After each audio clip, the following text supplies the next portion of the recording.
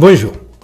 Quand un joaillier met en vitrine quelque chose de joli et de précieux que la majorité des gens qui passent devant ne peut pas s'offrir, il prend une foule de précautions, verres blindés, caméras, alarmes, etc., sans lesquelles il s'expose à ce que l'objet lui soit dérobé par la force. S'il ne dispose pas des moyens adéquats pour limiter les risques de braquage, il conserve le dit objet dans un coffre. Le joaillier ne s'offusque pas des gens qui font du lèche-vitrine, même s'ils n'achètent pas. Il en est même plutôt content car le but de la dite vitrine est d'attirer les regards, sachant que statistiquement, parmi tous ces gens qui regardent, il finira par s'en trouver un qui achète. Le joaillier doit répondre aux questions des gens qui se renseignent, même s'ils n'ont pas visiblement les moyens d'acheter, tant qu'il ne mobilise pas tout son temps et se comporte normalement.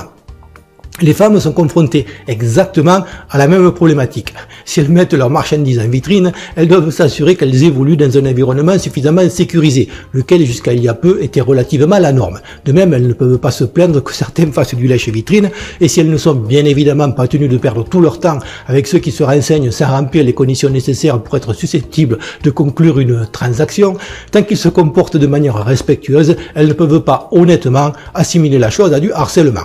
Ce terme de harcèlement qui préoccupe notre gouvernement plus que le chômage, alors que comme on va le voir, il y a une corrélation évidente entre les deux, ce terme donc, comme d'habitude, ne correspond pas à la problématique visée et a été choisi à raison de son ambiguïté, laquelle permet d'englober dans un écran de fumée médiatique foireux beaucoup de choses bénignes ou qui participent du jeu normal de la séduction, sachant qu'il faut quand même qu'un homme puisse regarder une femme ou lui adresser la parole si l'on veut que notre espèce se reproduise. Cela permet surtout d'élargir la problématique à ce qui reste de cet enfoiré de mâle hétéro-blanc qui a pour le coup dans sa majorité l'outrecuidance de se tenir plutôt mieux que son alter ego issu d'une diversité qui est aussi comportementale. Ces appels d'offres plus ou moins subtils contentent d'intégrer à la problématique et qu'il suffit généralement de décliner avec une subtilité proportionnelle, s'ils peuvent parfois être pénibles pour certaines, souvent plus en raison de qui les émanent ou du moment mal choisi qu'en raison de la pratique elle-même, n'ont rien à voir avec les mains aux fesses, les tripotages de nichons, les mots salaces, les crachats, les insultes, qui sont plus le fait, même si elle n'en a pas le monopole exclusif en ces temps de misère affective, d'une partie de la population qu'on ne veut pas stigmatiser. Il faut bien comprendre 2-3 choses si l'on veut poser le bon diagnostic. Jadis, il y avait 2 types de femmes, celles qui avaient un honneur à défendre et les femmes de petite vertu. Les hommes étaient culturellement formatés à défendre l'honneur des premières et une tentative de pelotage dans un lieu public se serait très mal terminée pour l'instigateur. Pour les secondes, il en allait autrement, étant donné que leur job était d'évacuer les tensions non résolues à une époque où les mœurs étaient loin d'être libérées. Les deux se distinguaient généralement par leur tenue vestimentaire et leur maquillage. Tenue vestimentaire qui s'en ressemblait tout à fait au sac à patates islamique ne laissait pas apparaître grand-chose à une époque où la vue d'un simple mollet faisait plus d'effet à un homme mûr que n'en a aujourd'hui le visionnage d'un gangbang hardcore sur un ado à peine pubère mais déjà blasé et qui aura du mal, à partir de là, à considérer les femmes autrement que comme des paquets de viande. En outre, il suffisait qu'une des secondes quitte sa maison close et s'habille normalement pour être traitée avec respect et bénéficier de la protection masculine, à minima dans tout lieu public où la pression sociale s'exerçait. La fermeture des maisons closes en 1946, en plein début des 30 Glorieuses, a été suivie, peu de temps après, de la libération sexuelle, laquelle n'a été possible qu'à raison d'une période de plein emploi. En effet, les femmes ont une tendance naturelle à l'hypergamie, indispensable pour assurer la sécurité de leur progéniture, qui les pousse à être très regardantes quant à qui elles accordent leur faveur. Ce tabou a été levé pendant cette parenthèse, l'avenir ne semblant plus un problème, et on a pu sans danger laisser fleurir les mini-jupes et les décolletés plongés en façon fosse des Mariannes, les hommes trouvant dans leur majorité suffisamment de partenaires pour ne pas être trop frustrés en dépit de l'absence de maison close par cette stimulation visuelle supplémentaire. Les femmes évoluaient donc encore dans un environnement relativement sécurisé, d'autant plus que leur valeur marchande avait diminué selon les règles économiques de l'offre et de la demande. Malheureusement, les 30 Glorieuses s'est terminé et la machine économique s'est grippée. Les femmes ont gardé la mini-jupe et l'impact qu'elle peut avoir sur les hommes, mais leur instinct a repris le dessus et si elles sont toujours sexuellement libérées, elles privilégient plus ou moins consciemment les hommes en mesure de leur apporter un minimum de sécurité et de stabilité. Ces derniers étant de plus en plus rares, cela exacerbe la concurrence entre femmes et les pousse à une hypersexualisation de leurs attitudes, encouragée par la publicité et les médias qui voient un bon moyen de vendre et de manipuler tout en promouvant leur fausse réalité. Il y a donc de plus en plus d'hommes en but à des provocations visuelles constantes et qui n'ont pas, crise économique oblige, d'exutoire pour évacuer leur tension sexuelle. Dans cette hiérarchie qui s'établit, des migrants qui souvent maîtrisent mal leur propre langue maternelle et n'ont aucune valeur en matière de sécurité financière ou de stabilité se retrouvent en bas de la chaîne alimentaire.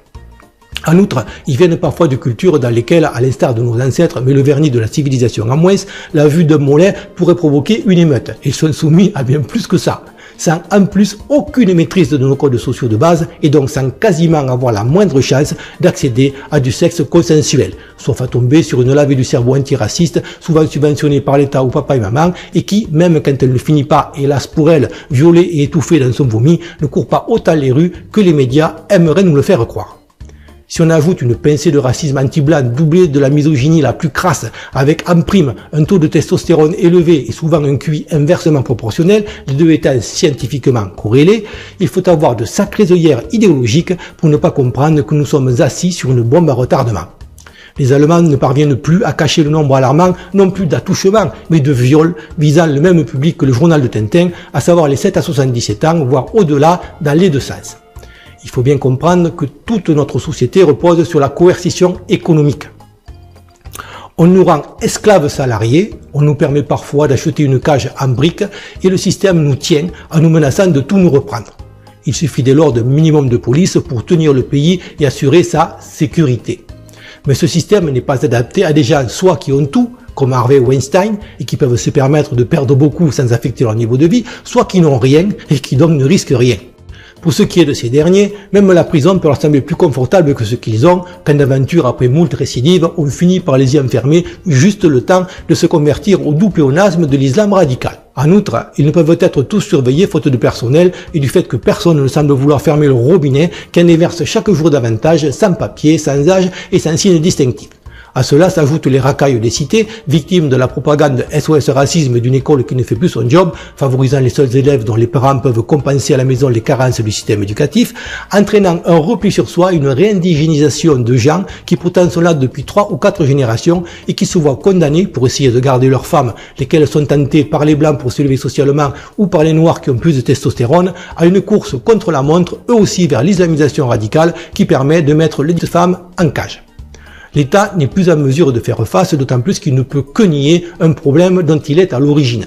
Il a donné aux femmes un faux sentiment d'égalité en se substituant financièrement à l'homme sous forme d'allocations diverses pour celles qui en ont besoin et qui consommeront toujours plus qu'une femme au foyer, tout en laissant aux autres le plaisir de l'esclavage salarié que toujours, contrairement à la femme au foyer, on peut taxer.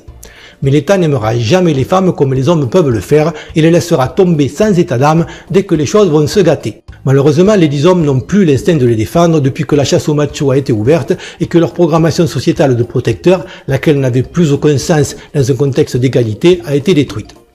Les femmes doivent donc bien comprendre qu'elles n'évoluent plus dans un environnement sécurisé et qu'elles ont le choix entre adopter le sac à patates islamique ou remettre sérieusement en cause le féminisme sans limite et lutter autant qu'elles le peuvent contre l'immigration et l'idéologie droit de l'homiste qui n'est que le faux nez du libéralisme le plus sauvage dont Macron est la parfaite illustration. Libéralisme qui, dans sa logique implacable, les a marchandisés, produisant en masse de la bimbo, rêvant des paillettes du showbiz, faisant baisser la valeur de toutes les autres, et que des producteurs hollywoodiens et pas que peuvent se payer à tous les sens du terme sans que ça les empêche de dormir. Merci de liker, de partager, et comme d'habitude, si vous avez des remarques constructives dans un sens ou dans l'autre, les commentaires sont là pour ça.